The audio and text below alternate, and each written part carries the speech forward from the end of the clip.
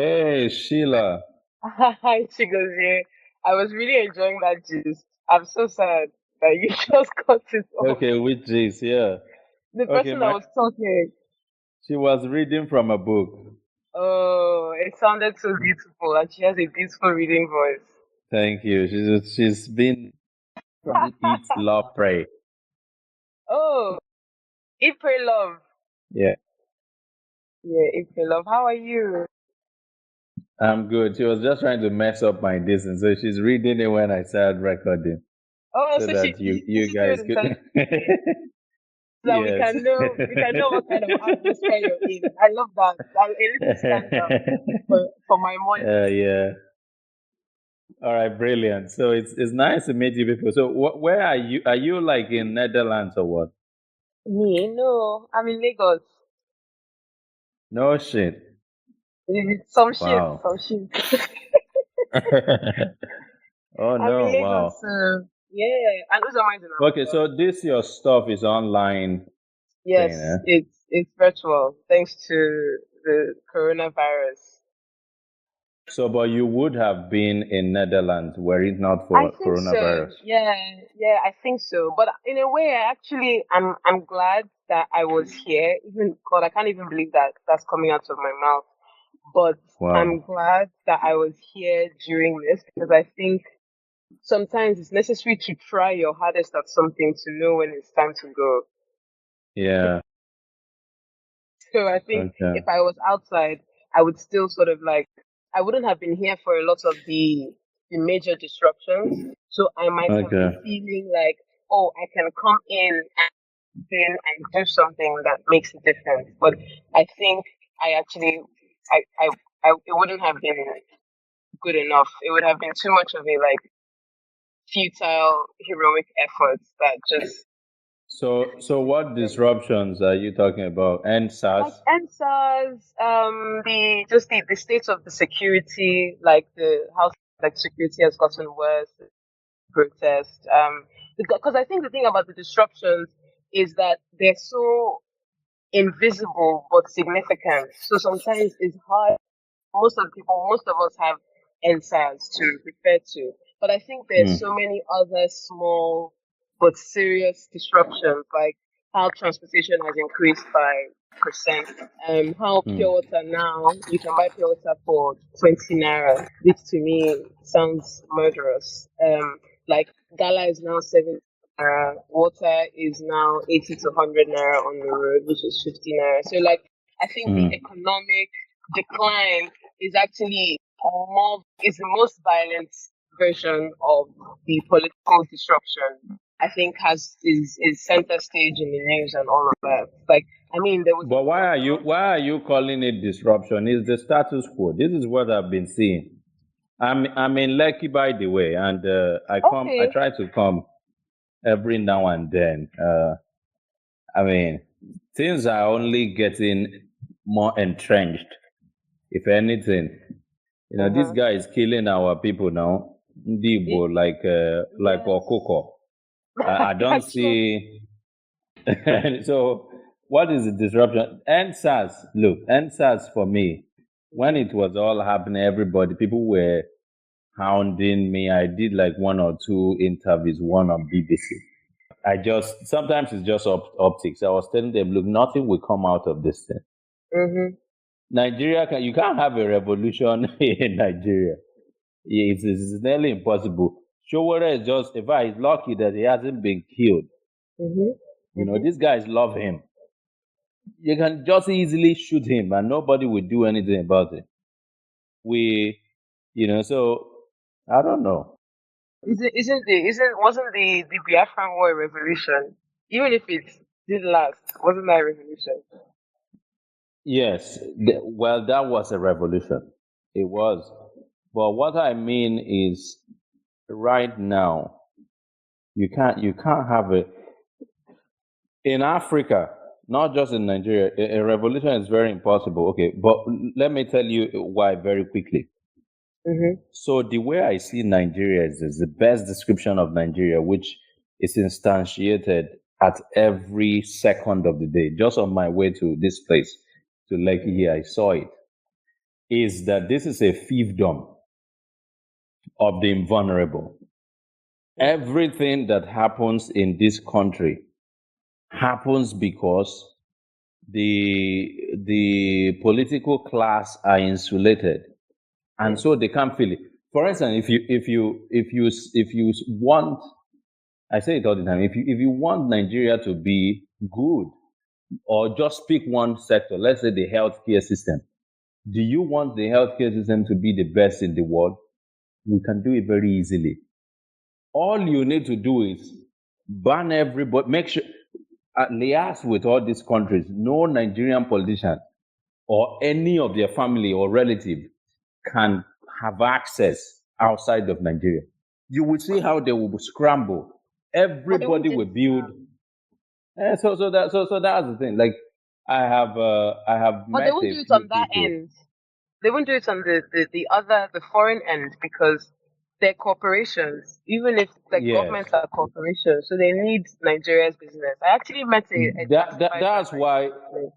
I Sorry, don't go feel on. it can happen. So the fort is impenetrable. You can't. It's like you want to go and break into a fort that all Yeah. these European buildings, and then you're trying to how the only thing that you can do is to penetrate it. And you can't penetrate these people. So once you come out and say you're doing a revolution, they just kill everybody.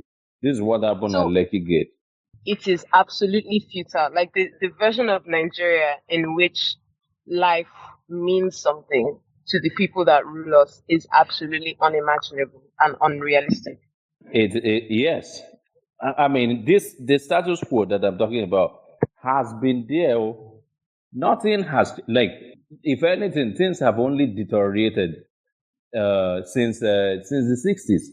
The only thing you can have some marginal, like, top up changes that are not rooted in the country itself, but are just like technological advancement, like phone, Mm. internet. These are the top ups that we have. At a ground level, the socio-political structure itself and the infrastructure has just remained the same. If anything, it has degraded. There used to be some quality education before. Mhm. Those have gone to the dogs.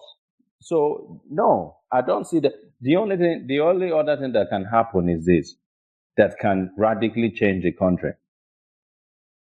The legitimate request for either a complete reform, restructuring, or a division. But another reason why this would not happen is the elite class from Nigeria and most of Africa. We all live in New York, we live in London, we live in Europe. So over there, we can hassle white people. If you see any white person who is doing well, you slam them with racism, and then they will drop. They will start begging. It's true, So you can go and do all these optics, like we raise our fist on Twitter and Instagram. Oh, we are doing. This is great, and they love that.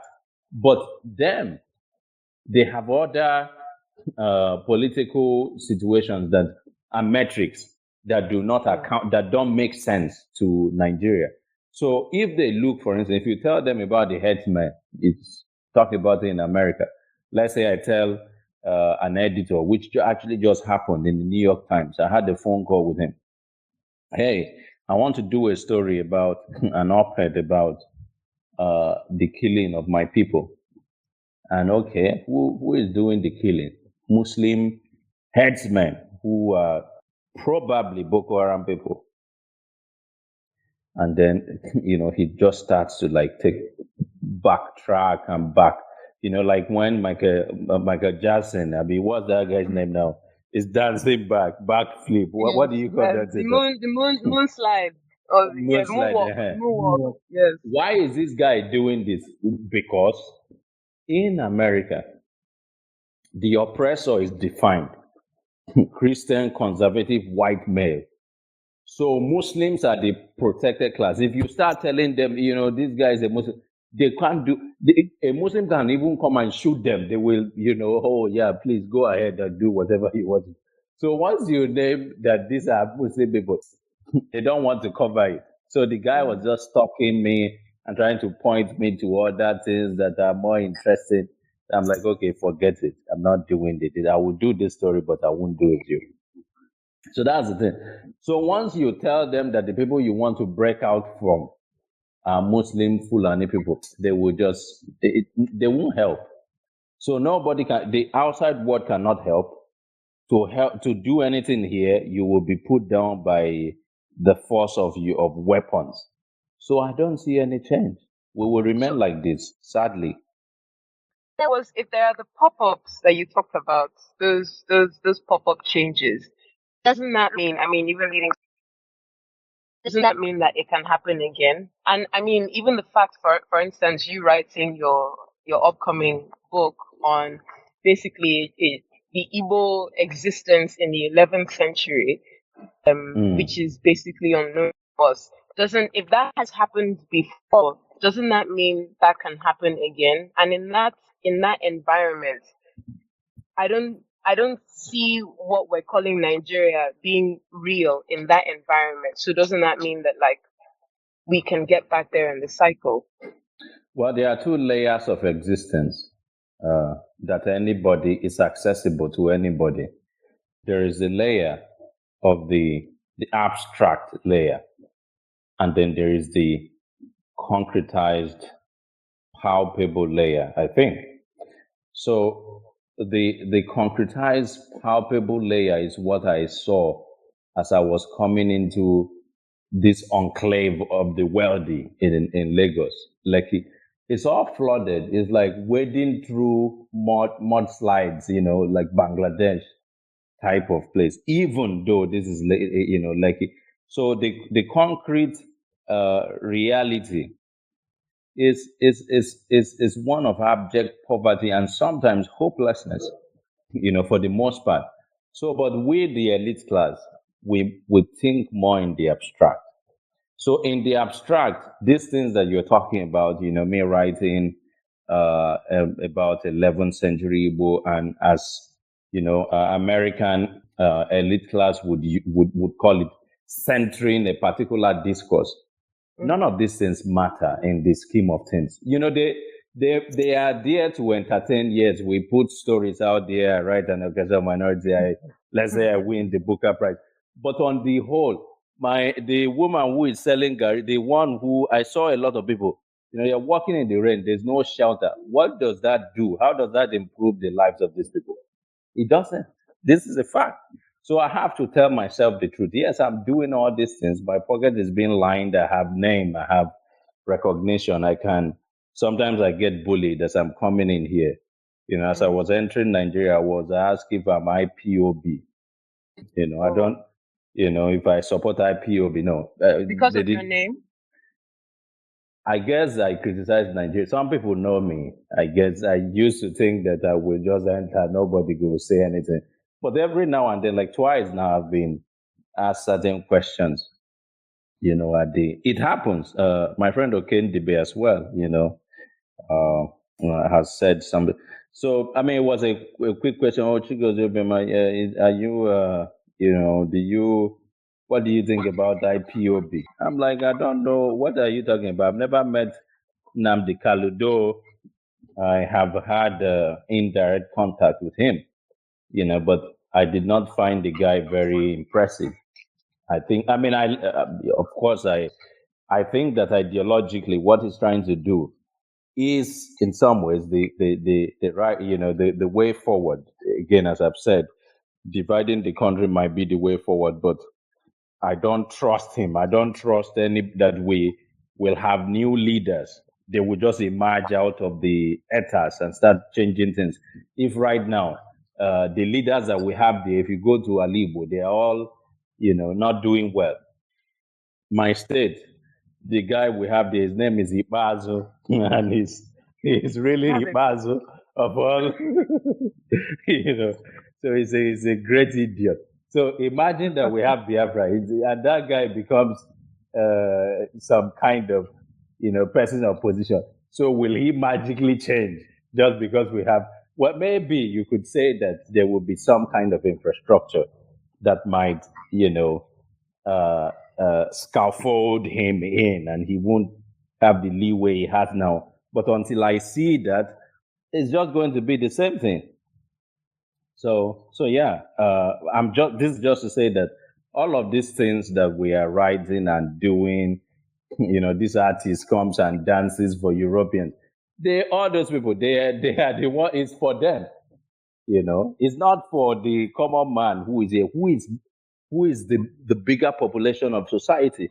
The people I'm talking about make up at least uh, 170 million, if not more. Of this population. So it has no meaning to them. I could resurrect 10th century Igbo land. It has no meaning. It has meaning for me. I could win. Of course, a lot of people are interested. People like you, people who are in diaspora, and others who are curious in the West. But it ends there. Okay, so I'm still on this. There's so much that's going through my mind as you're talking, but I need to go back to this thing of you saying it doesn't matter.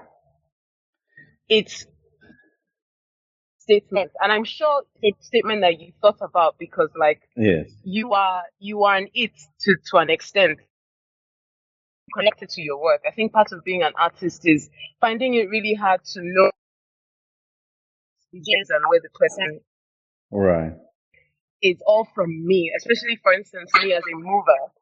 I am I'm not delivering a body of work to you that is exempt from me. I need to show up to where my work shows up. So when you say it doesn't matter to the majority, Yes. is there any work to you in a way that has changed your state of existence? By the way, it does. Literature matters. I'm not. I mean, I cannot be. Right now, I'm judging the Booker Prize. So if I say that literature doesn't matter and you quote me there, I mean, it's going to be a major slander.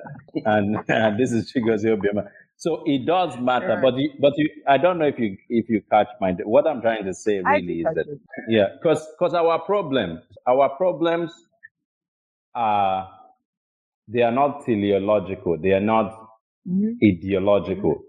So in the West, so I teach at an American university as a day job, and you will think that I'm joking, but some of my students, in fact, most of my students have realized, even though I have refused to go to the American East, all the Boston area where they have the I leagues, I have remained in the Midwest, in Nebraska, an unknown state. Just because I feel like, okay, at least the pool of students we get have not been completely radicalized ideologically, either way. I'm not talking about the woke left or the conservatives. At least these are, for the most part, in the center, commonsensical people. But I'm finding that in the past 2 or 3 years, I am getting a flood of radical students who really think that the greatest problems in this world is pronouns. She, they, z. No, People really. actually feel me. They believe for sure that the great crisis of their life is this. The second crisis of their life has gone now, Donald Trump, and his tweets. So an American president who may or may not be mentally challenged wakes up and tweets, "We must build the wall," and then he puts like 5 exclamation mark, and then some people start taking depression med because of that tweet. And so I mean, this is their reality. So they have the time to think in this abstract. If you look at these children, you're 18 years old, you have a car, you have your parents are, some of them are riding BMW. Your parents are paying your school fees and everything, or some of you take loans that you will pay. Your life is good. You are in the number one country in the world that rips every other person off, and you think that you have extreme problems, and this is your problem. So it's a farcical, But is that comical. not their reality? Yes, That's that's what I'm telling you. So they have the privilege to live in an abstract reality where they then invent new problems for themselves. So they commit suicide almost every year. At least one student in the University of Nebraska throws themselves either into the highway or some kind of thing. And most of them are ideologically linked. So that's what I mean. So if you are in that realm, there are some people in Lekki here or VI who are living in that reality. Even though most other people have serious problems. You have you have diabetes. There's no hope of ever going to a church in your life. Sorry, a hospital in your life because there's no money. I was dragged to a church on Sunday, and it was sad. I shed tears. So a guy who has a leg pain, no shit, leg pain. This guy said that he received a miracle, and now his leg is fine. So he prayed, he fasted because of leg pain. So it never even crossed his mind for 1 second. I wanted to interview him, but I wasn't allowed. It never crossed his mind for 1 second to go, to the hospital. I checked if his leg, what is wrong with him. No, the only trust he has and hope is in some guy who says he's a man of God and has supernatural powers. So this is the level of depravity. Sorry, not depravity, deprivation that we are talking about. So in that reality, literature, music, arts, philosophical thinking, ideology is luxury. You see what I'm talking about? So that's Yeah. the point I'm making. But they matter. I hope. I mean, I hope that my two novels are serious works of fiction. They're so That will serious. endure. Yeah. They're so serious because even in this realm, especially, I mean, I think I'm asking this question too because as someone who is existing, which is what I was saying to you in the beginning, that I'm happy I was here, like during this Mm. this period of this degradation, let's say, because the way that my body felt it and the way that my body has been implicated in Mm. just the sorrow of Mm. being a Nigerian. Most of it comes 80% of my body's depression starts from my mind. Yeah. And it's like saying that what helps my mind has no room in a place where material suffering is what I experience every day. Mm. Like Mm. I can't read myself out of the fact that transportation Yeah. is 78% more. But I can read myself into an understanding that Nigeria is what's fucked up, not me. Mm. And me as a Yeah. person is connected to so many other lineages of things that are not fucked up, which is Yeah. actually what gives me something that allows me to say, I'm not going to rip you off where other people are saying, but it is Nigerian to rip people off. What are you doing? You're Yeah. wasting your time. And you want to be a fool? Yeah. You want somebody to just be taking you for a ride? Like, I've Right. had that experience so many times. But when I read things like the abstracts that you're talking about, that then help Mm. me, I skip this time. Like, I'm able to skip the concrete time and imagine Yeah. that there was actually once upon a time. Even if that's such a Yeah. phrase that's used for a fictional thing, that once upon Yeah. a time is actually a grounding in a time that none of us even know. It's like Yeah. nobody can tell me that that time did not exist because you were not there. For you to be 60 Yeah. years old means that you're not in that time that I'm imagining. No, That's no, but why. that's a comfort. I mean, I see what you're saying. It Mhm. is good, but again, I still bring it back. So I think that I'm taking myself out of the picture. If I put myself in the picture, of course, I mean I have a lot of, I can take myself and go back to all those times and luxuriate in them. And this is what I love to do. I threatened to write a novel about 11th century Igbo land. I did an occasional minorities. Yes, but again, the I think I've just lost the ability to take myself out of the picture. And especially when I'm here, all I think about is these people whom I see every day. You see what I'm saying? Like I'm just thinking about their reality. I asked one of them the other day. I said, on the scheme of things, where is white supremacy on your on the scale of your problem. No, it's true. It's true because if we go to this and I tell Americans will be like, white supremacy is your number one problem. She goes, it is the thing that is killing you. It is why your country is like that. It is why blah, blah, blah, blah. They say it is the great evil, racism.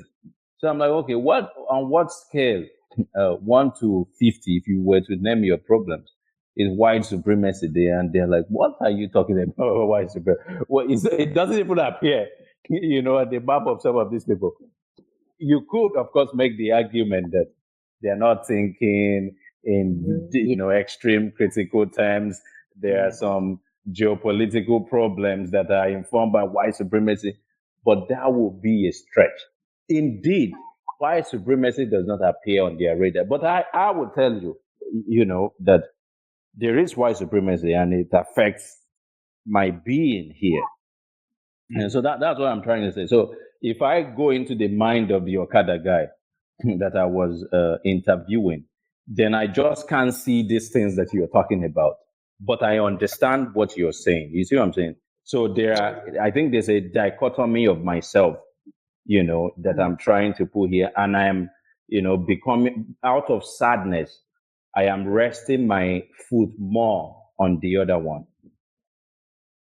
What is the other one? Yes. The Okada guy, the mind of the Okada guy. But how do you link and sorry, I know I'm just coming in here. I don't know if you introduced yourself in the beginning, but I'm curious about how you link the ideological to the Okada guy's lived reality. Is there any link? Or is it just a strict dichotomy? He's not living in the abstract. He has no time for ideology, is what I'm saying. He does have, you could make the argument that his ideology might be writ large in his religious belief. They have to. Like people often will say that the church is one of the comorbidities of Nigerian political, reality. Well and good. I knew the church I went to is Dunamis. Oh. So yes, it's the big one in Abuja. So I used to know the brother of the guy who owns it, Eneche. The brother is dead now.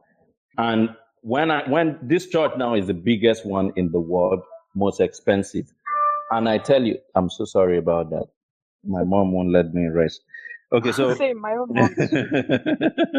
all right, so and the truth is that church, for instance, existing because the poor people made it exist, right? They need it to survive. They must be Christians. So they go to those churches. They do again because if you are sick, it's just you and your God. That is one of the reasons why if a guy who is a mopol arrest you, and they can arrest you for just about anything and flog you, the only person who can save you is either you know somebody or again your God. You pray and fast. So you need religion for people to survive in this reality. So it's not in the West where everything. What is the point of God? If you truly want to pursue God in the West, then it means that you're truly a spiritual person.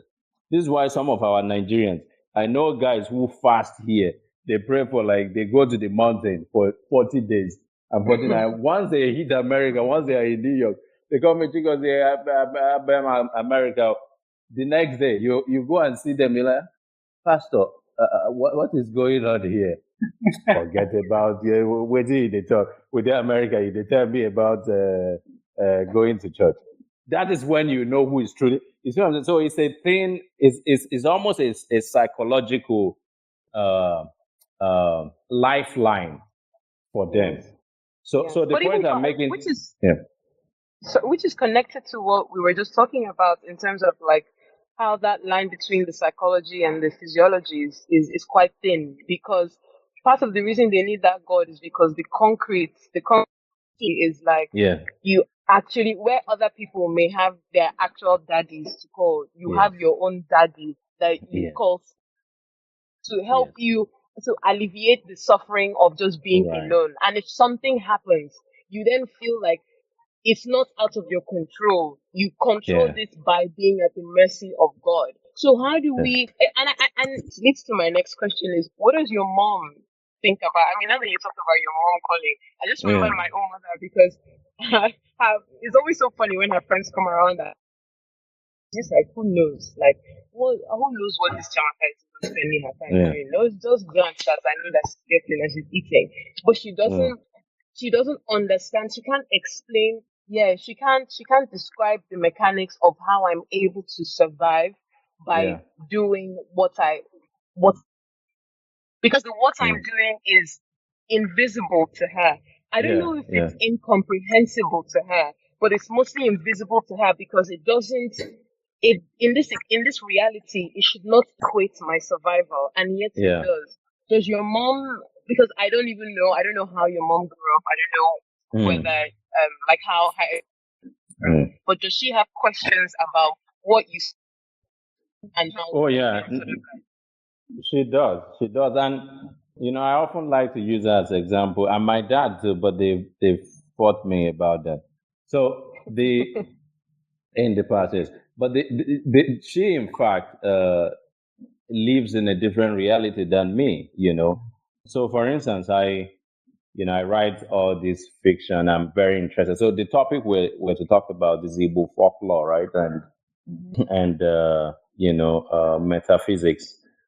These things, her dad was interested in them in concrete terms. But right now, my mom is not interested in them. She has found a God who, again, so religion here is directly linked to the material reality.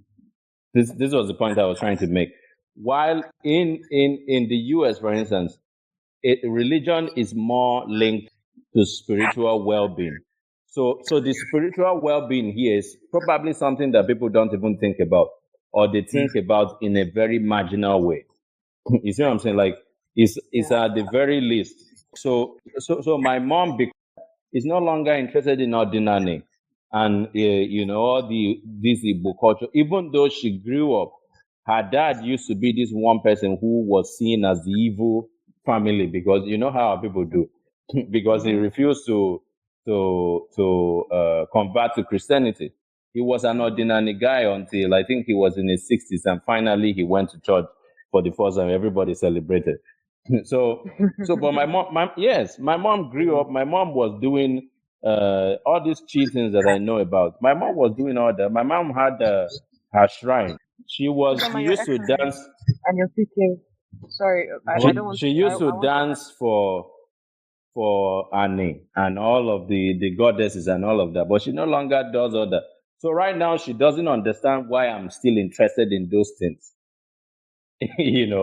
She thinks I'm insane for being interested in those things. And the invisibility of what I do, as you say, as you articulately stated there, is also another factor. Like she thinks of my writing as an accessory to my job. So she tells people, well, my son is a professional. And they say, no, what we know him because of the books he's written. And she's like, what are you talking about? The book is written. He teaches the books, So she's not very well educated, as you can already surmise from my statement. So that's something has to be linked in a concrete way for it to make sense, a material reality for it to make sense to her. So she is like that. In fact, I remember one very funny thing that happened when I went to the US at the first time. It was based on I got into an MFA program, and they got contract for the fishermen and all of these things that had no connection to anybody.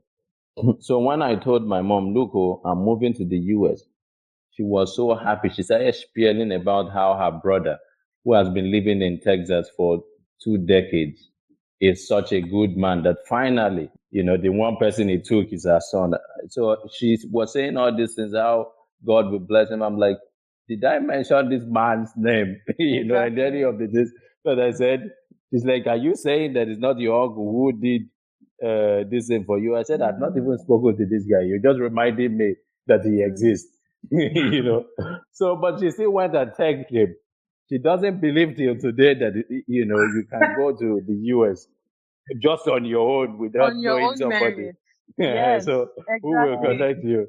So I'm like, okay, thank him. Let him take you. He doesn't. I don't give a shit about that, but I know how What I you're got saying there. just reminds me of like when my dad my dad summoned me when this is I think this is after because I had done the Farafina writing workshop in so I remember I was just coming from it. And I mean, again, material things to them sound like things that they know. So I've been writing for years, but Chimamanda, they know that one. So now finally I'm starting to make sense.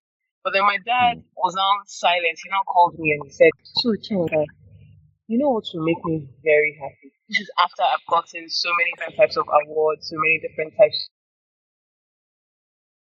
mm, someone he said if you got a good job in communications. I was like, are you even okay? Like, how will yeah.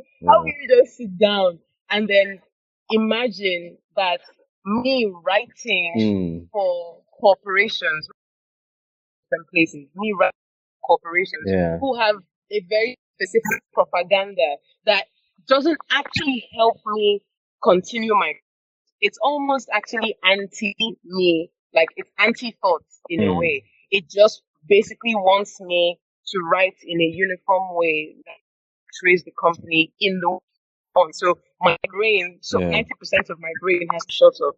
You're telling me that that is the best way to see me being able to make something of myself in this. I hear them, but I also don't believe them. And it's like your mom as well. I hear her, but I Yeah. don't know if I believe her because what has she seen since she Yeah. died for Annie and she had that relationship? My curiosity Mm, is what has she seen at the end of that life that makes her yeah. come back and say, "Don't go there, don't go there. I Mm. promise you there's nothing there for you." Well, she has not seen anything. She just is going with the flow. And I say this with all due respect and with love. I mean, she just sees that this is the new way. It is the so-called white man, white man's religion. This is what gives you a job. This is what gives you influence, and they go there. So in an orchestra of minorities, there's a part, if I remember correctly, that I think is pertinent to this discussion.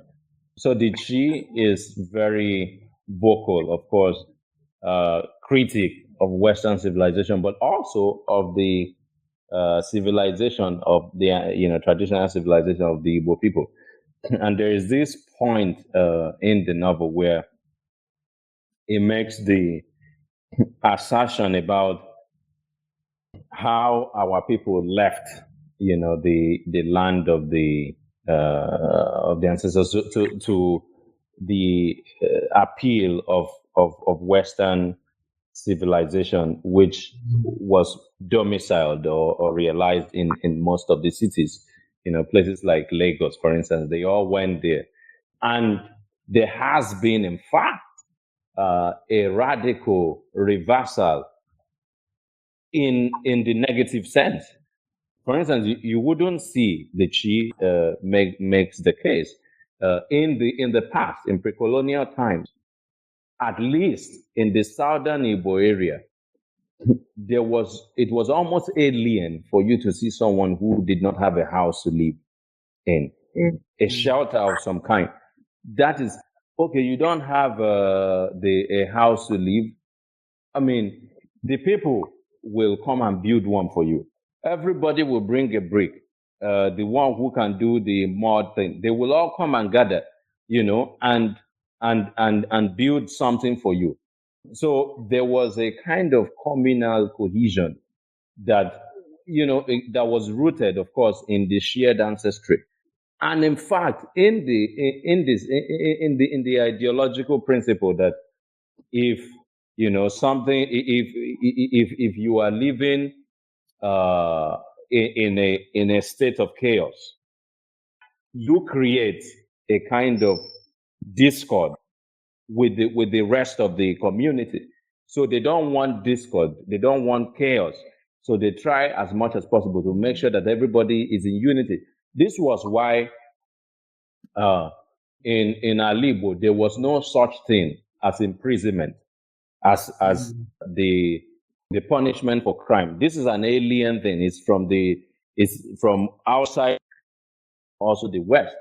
So some people don't know this. They call the people who were, outcast as slaves. No, they were not slaves. The worst thing that you can do, the worst punishment for crime in pre-colonial Igbo land was exile. You are severed from that cohesion of the community, and that is the worst thing that can, because you are uprooted from the land of your ancestors. The link to these thousands of years of existence is gone. So they send you. Nobody, even if you are to hang around the perimeter, nobody can buy or sell with you. So you are completely ostracized and isolated. So that was what, and it's supposed to continue. You pass it down to, so it's not like somebody imprisoned them and, like he's putting them in some servitude. There were some people like that, who served in shrines. But the folks who were ostracized were not slaves. So I'm saying this because just to say that, so in Alibo before, there wasn't like the kind of people sleeping under the bridge. So, but once our people embraced what they thought was a greater civilization, they formed urban cities and whatnot. Now you see excruciating poverty. You see homelessness that people did not have. So the subsistence that was enough for people to live, take shelter, indulge in communal support, and just live and be was enough for them at the time. But now there's conditions, even though it seems to be they have material modernity, is they are more worse off now than they used to be, if you get my gist. So, but my mom, for instance, doesn't seem to, people like her do not think, they don't look that back, far back, and they don't think in a comparative way. Okay, so the social condition that we need to live and exist and live well. And if you compare then to now, which is better? I will make the case that even though we may not have had phones and TVs then, but our people were happier than they are now. So this leads me to just go back to what you were saying earlier about the ideological and how that is not relevant to the majority of people, right? So thinking about this material modernity now, that seems to define and set the pace of our lives, especially in a place like Nigeria, like you rightly pointed out, with the way we approach religion and all of that. Yeah.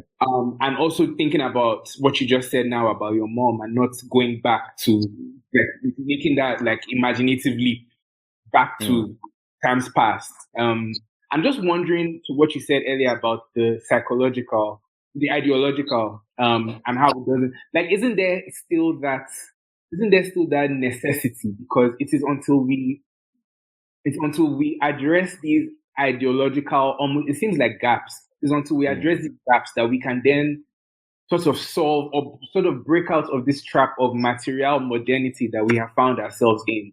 So in that way, they are very, like, they are side by side. Yeah. Yeah. What do you think about that? No, I agree with you. I think that not being able to, even though we have privation and whatnot, we should be able to think it's still in the abstract. I think we should be able to hold both with our two hands. But Yeah. again, there's a lot of material that we are overwhelmed. The modern African is overwhelmed. Like so I have children now. One day I went into my daughter's room when she was not even up to 6 months old, and it just occurred to me that this girl has more clothes than I do. You know, No, it's true. And more shoes. And I'm her dad. And she's not even up to 1 year in the world. And I've lived all this time. Really? Yes, thank you. So I was just like, what did I make do with in Akure in those days? There was one bowl with which they washed our dishes, and then there was a pole. I can't remember any other thing that we had, and I turned out okay. But this girl has to have everything. She has to have the thing with which you pump muco out of her nose. And once I I had that know. epiphany, I said to my wife, I'm like, look, we're not doing this. You don't have to buy everything. I threw out the pump this in. If she has this in, I suck it out. I do some kind of we get it out somehow. It's just like No, you're not so to be right. gross here. Because I was speaking to my sister, third child, mother of all. Wow. But yes, so we were talking about how when I was younger, when I was 10, I went to live with my aunt just to stay. My mom used to travel, and I used to take care of her baby. And I was like, I remember I used to change the napkin, like we would wash it and use Yeah. another napkin, and then use safety pins. And I thought that was only just 17 years ago. But to Yeah. me, it seems like I dreamed it up Yeah. because I don't know any baby, not even the ones that I see in the market or anything. I Yeah. don't see any baby wearing any napkin. And I'm Yeah. trying to think, like, what It's was the real diaper harm? throughout. Yeah, because I Yeah. don't know. Some things they get discontinued because they're bad. Like, that they're not good for something. I don't have a Mm. reason as to why those napkins were so discontinued. Couldn't we have even used them side by side with diapers? Yeah. I'm so confused. Yeah. Yeah. So you're right, and that's the thing. So we are overwhelmed with material, and because of that, it forces us, especially if you don't have a lot of it, to think a lot in just strict material terms. Yeah. So, but this is why again in the West, especially in academia. So think of some of my colleagues, for instance, are like if you are thinking of how radical you can be, like the Okada style radicalism in strict political ideology in the left. This is so the academia is the enclave of this. There's some people like that. And then you sit down, you think, okay, why is this guy like this? Why does he see the world strictly in these terms? It is because what he does film studies. He earns about $100,000 a year to do what? Bring a couple of 18-year-olds to come and sit in a posh class and watch film. And then he doesn't have kids. He believes that climate change is a reason why he doesn't have kids. He has his dog and his girlfriend. What else does he need to do with all that money? And he had nothing. What is the joy in the life? So the only thing that he can think of is to think out. He has everything. He wants to watch a film now. It's at the tip of his fingertip. He has an iPad. He has all kinds of things. He taps two buttons and he's, watching the film that came out 5 minutes ago. So this guy is overwhelmed with money. So they don't mean anything to him anymore. So all his thinking is in the utopia that doesn't exist. How can we have a society in which there's no racism? It is impossible. This is cosmic justice. You can't root evil out of the heart of human beings. How can we have a society where there is no misogyny? Again, insanely impossible. So he spends all his time thinking in abstract terms because the material he's overwhelmed with. He has everything material that he needs. They mean nothing. So the guy who is craving to have the material things thinks about them 24 hours of the day and has no time to think of the ideology and this abstract business. So the American leftist professor can spend all his time about Freud and Foucault. You know that, but when you talk, you sound like you actually don't believe these people. That you don't believe that from what I'm hearing, it sounds like you don't believe that what they're doing actually is worthwhile. On one hand, they might have some points, but yeah. I'm just trying to make a comparison as to answer Uzoma's question as to why, I think the ideal thing will be to have both the abstract mind and the material one. But, even the West, some people cannot have both. You see what I'm saying? So that's the reason why I'm making that analogy. Chigozie, my question is, do you think the crisis of modernity is maybe a crisis of desire? Because I came to my friend's house today and I remember just seeing that she has everything. And then and not just everything in one, everything in like four. So she'll have four like face washes and and we've spoken about this before, but that's because a lot of so she brings them back from. And on a book, that's a book by Esther Perel, was this Mating in Captivity, where and one of the questions was, how do we learn to desire what we already have?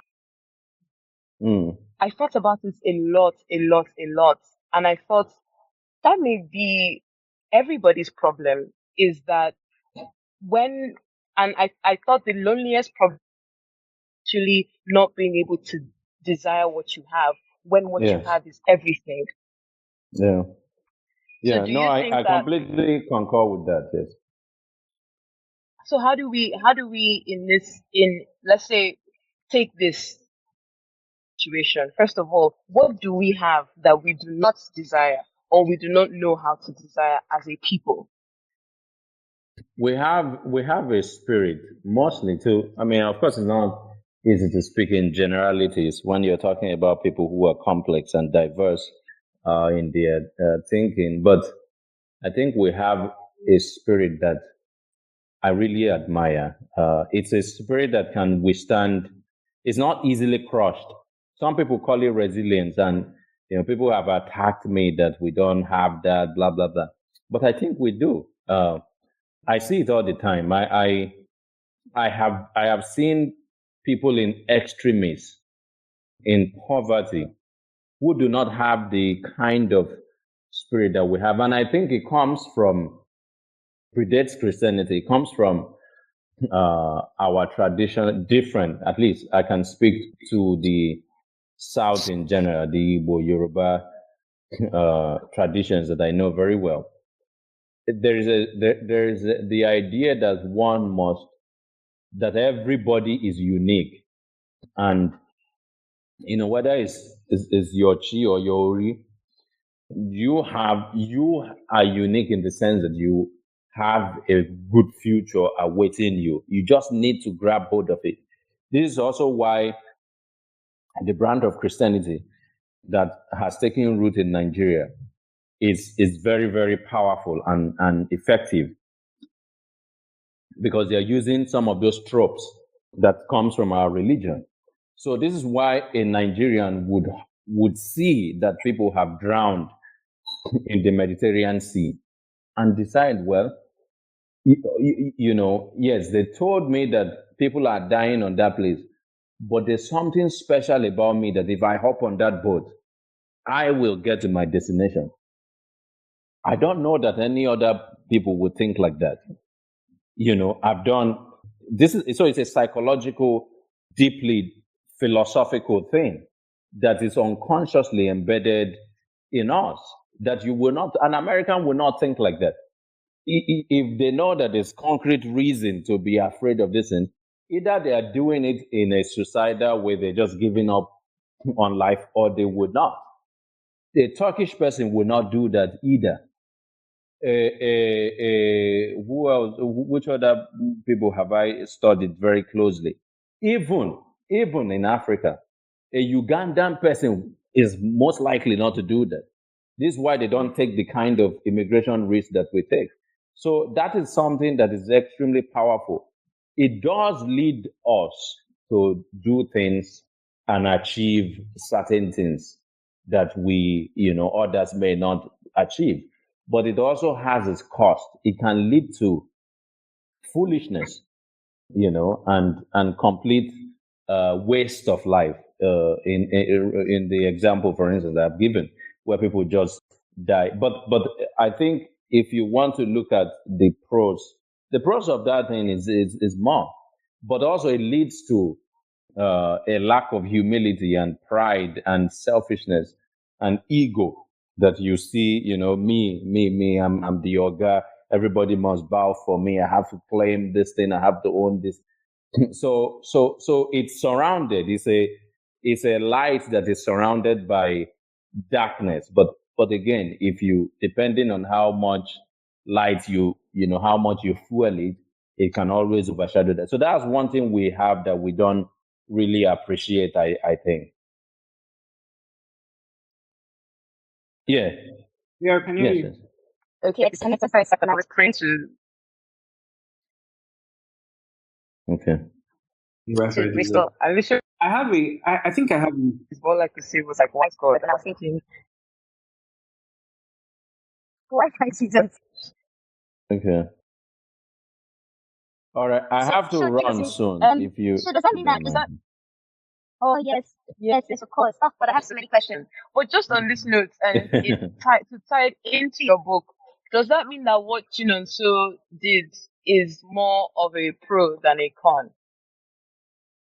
His Yes, so that's migration. that's an example of that. When I was in Cyprus myself, and we will tell Nigerians, do not come here, and not one person will listen. They'll be like, oh, if you did there, where you they enjoy my guy, now him be say if we have come, we're not go pass you. You're telling them this, they will not, they never listen. So watching on so did. Uh, it's a little bit different. Of course, it's an act of naivety in trusting, somebody he doesn't know, which many of us also do. But it is also in that belief that somehow things will work out for him. Christianity has amplified that. Everybody believes that if I go, this is in the church again on Sunday.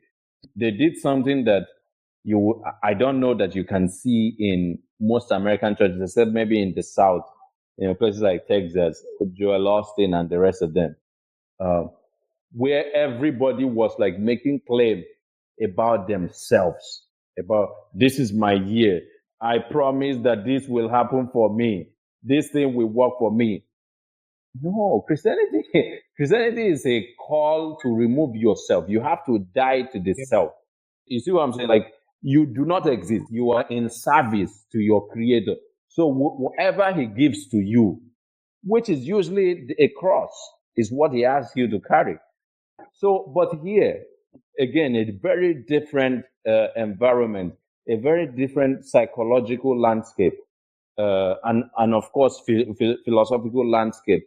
A Nigerian cannot understand the theology of selflessness. It's irrational. It's stupid to him. How can you say that? You see what I'm saying? So it's absurd. But that is the true theology.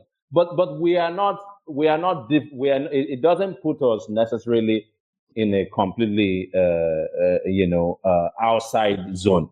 Others do it too. If you look at Christianity in America, for instance, they do not have the jamboree and the dancing, the praise and worship that we have here for the most part. Why? Because the Western person is more sober. He's not as this. So you go to their churches and they all calm. Even when they are doing their music, nobody dances and falls to the ground. Where like you think that you're like in a party dance or no. So they brought their own temperament into Christianity. So everybody mixes it. You go to Italy, Roman Catholic, you can show them the scriptures. Hey, you must not make a graven image in my likeness. What are you talking about? For centuries, anything that they adore, they replicate it in their art. They make statues for all the gods, whether it is Zeus or whatever. And then now you give them Christianity and you say, oh, no, we can't make statues for him. My friend, you're not making sense. So they make the statues anyway. So everybody takes their own, so they receive a particular ideology or religion. They localize it and it becomes something that is local to them.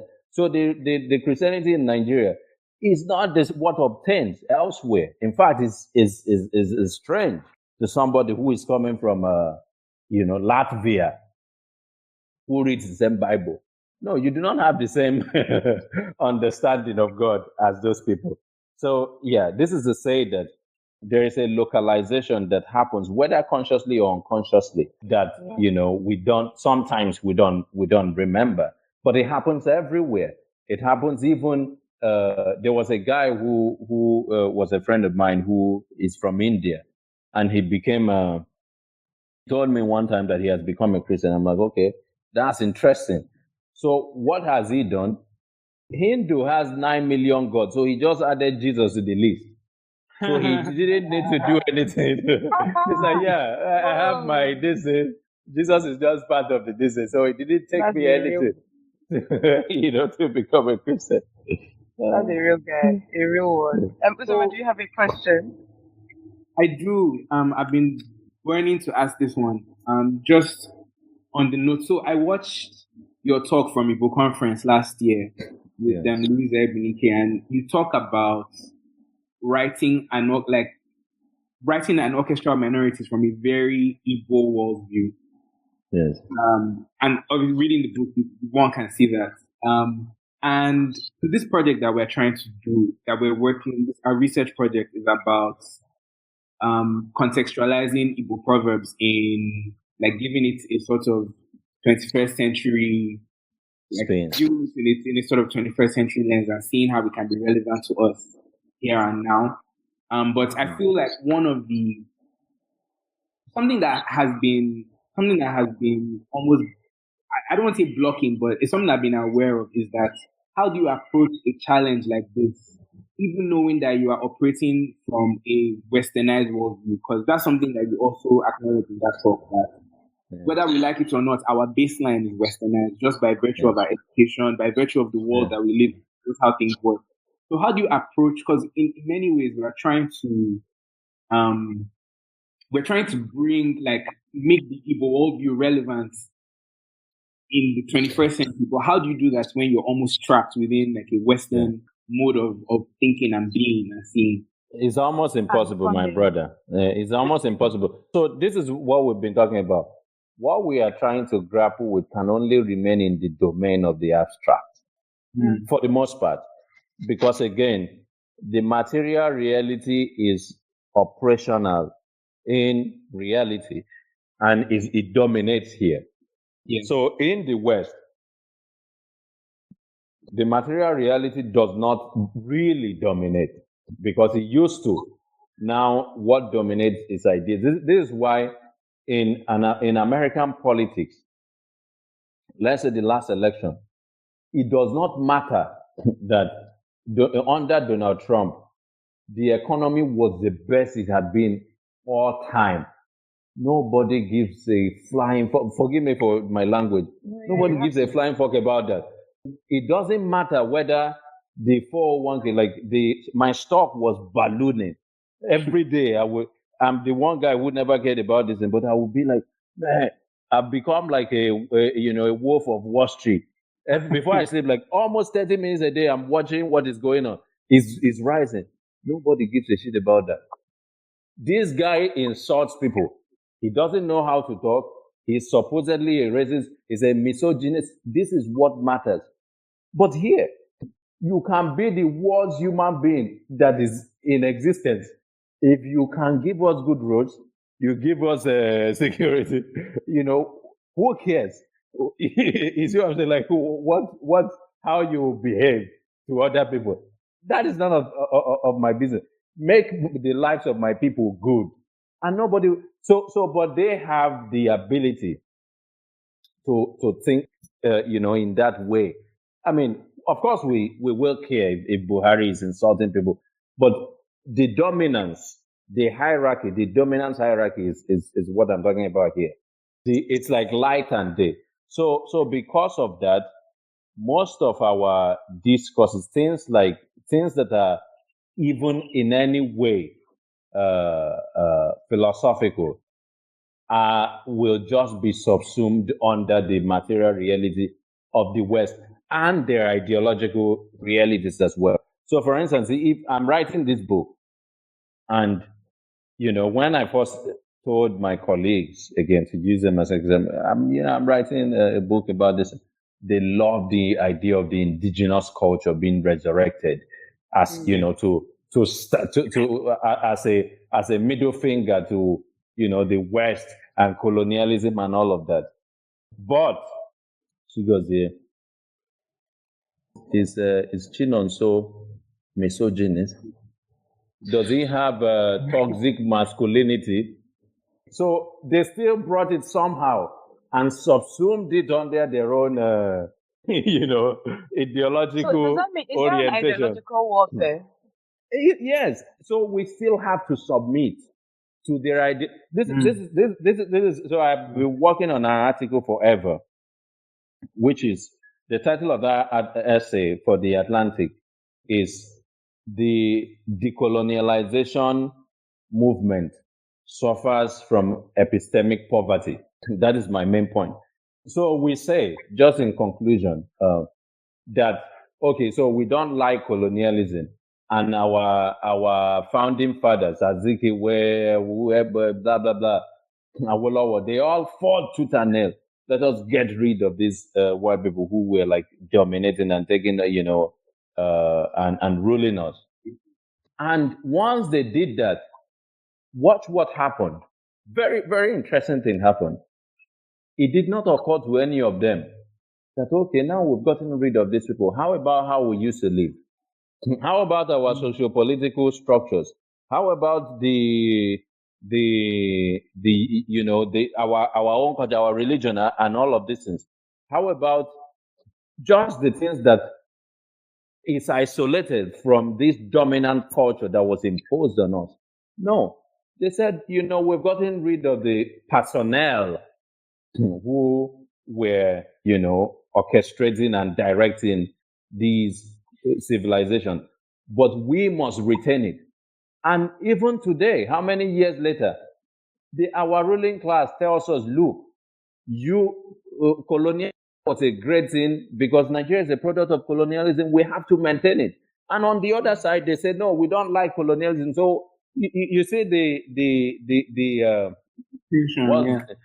so the incongruity. What there's a word there. So there is a cognitive dissonance of what they're arguing for. So if truly we do not like colonialism and what all of the things that it brought, why should we insist on maintaining the structure? It doesn't make sense. It's irrational. So when you I really want to let you go, and this will be my last question. Uzoma, do you have any can this be our roundup question? It has to be, my friends. It has to be. It has to be. Okay. I mean, we can continue by email. I need to, yes, see you need to take care of your life. That's fine. I think in all these things that you're saying, I'm going back to the beginning of the conversation where you were talking about just thinking about the Okada man and thinking about his own reality. And if you get back to your point, it's almost that actually what he wants may very well oppose someone else's idea of what makes sense to be wanted by another person. Yes. How do you, who comes from a different time, let's say you go teach in New York or you go teach in Poland or Greece, then come back here, and having experienced, of course, their own desires in that space and coming here and seeing our own desires, how do you hold those two worlds, both the abstract and the concrete, in your hand, and how do you balance it for yourself? Because to ask how we should balance it, I mean, who knows? But how do you do it? Well, I think that in some ways I do balance it, and this is, I think, because of I've had some fortunate things. My education, I have to say, is part of why I can. This is why I'm not beholden. You were making a point earlier that do I not subscribe to the ideology of the of the leftists, of my colleagues, the dominant and very, very, very, very dominant and almost intolerant ideology that the elite class in America holds, is because I cannot. There's no time when I can submit to a particular ideology. It's now impossible for me. So I have developed a mind and a psyche that is able to divorce my own opinions, my own thinking, my own impressions from that of others. So I can tell you, I know a lot about Christianity, I know a lot about Islam, I know a lot about leftist ideology. I can tell you what they think dispassionately without criticizing it or not. So there's an objective way of viewing the world that the education of Americans, this is where it fails. So I am, I think, in some kind of, and this is what I respect about 1990s, 80s Nigeria. I went to school here. Yes, you could say that they were elite schools from the very beginning. My dad, at least, I give him credit for that. But it's still Nigeria. And haven't taught in American university, haven't interacted with a lot of Americans for a long time, and British people, all kinds of people. I can tell you that there's a poverty in the way that they see the world. That is a serious problem. For instance, I tell them, I'm like, look, they ask me, okay, we go to like a literary festival, and they all jumping from one place to the other, listening to all these writers, and I never do that. My agent asked me, she goes, why don't you come? Let's go and listen to this panel on this, and I would always say, look, I may not know you, I may never have heard of you before, I've not seen you, and I can tell you what this person will say about every topic. In fact, I could quote. Let's try it. Ask me one of the questions that they're going to ask that person, and I will tell you this is the answer they will give. Whether or not they believe it, you can say political correctness or whatever, but this is what these people think. So it's not different. So you could replicate it by 1 million.